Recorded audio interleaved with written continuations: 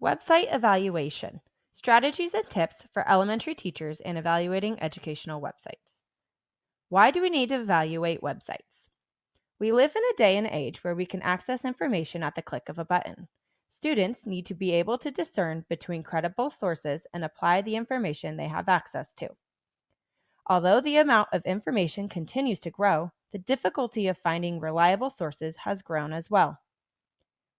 The American Library Association describes students who manage information effectively are considered to be information literate.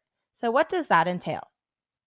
Students need to be able to communicate one's information need, identify, locate, and access relevant sources, and critically apply the information they access.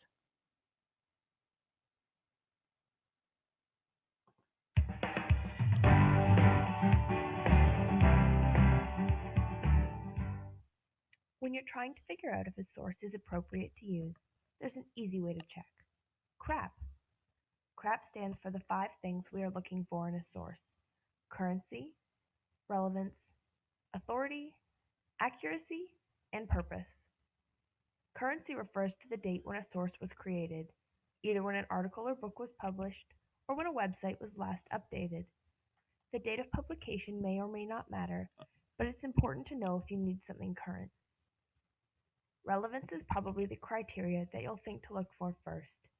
Namely, does this information relate to the topic I want to write about? Relevance also addresses if your information is written at the right level and who the intended audience is.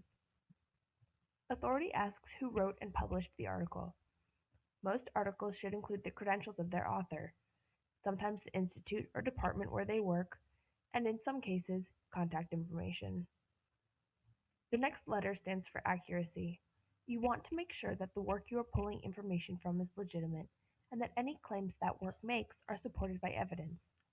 The easiest way to check this is to look at who the article has cited. Make sure they are using academic sources, or at least legitimate ones. The final criterion is the purpose of the article. Think about why it was written and what the author wants to accomplish. Some authors or publishers might present only one side of an argument, meaning that they are biased to present information in a specific way. Keep this in mind when choosing sources. After looking through these criteria, you should have a better idea if your source is acceptable or not. And just remember, the more research you do, the easier evaluating resources will get.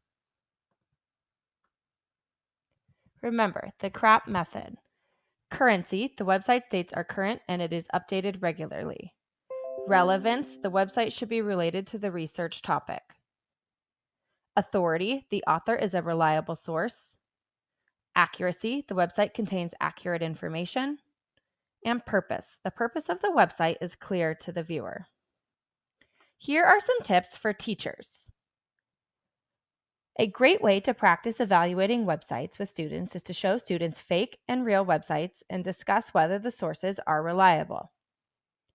When students need to do research, you can provide them with a checklist that helps them keep track of the source they are using and if the information provided is credible. Finally, always remind your students of the CRAAP method: currency, relevance, authority, accuracy, and purpose. Evaluating websites is just one part of becoming information literate, and all students need to continuously build their analytical, critical, and problem-solving skills to be successful. Thank you.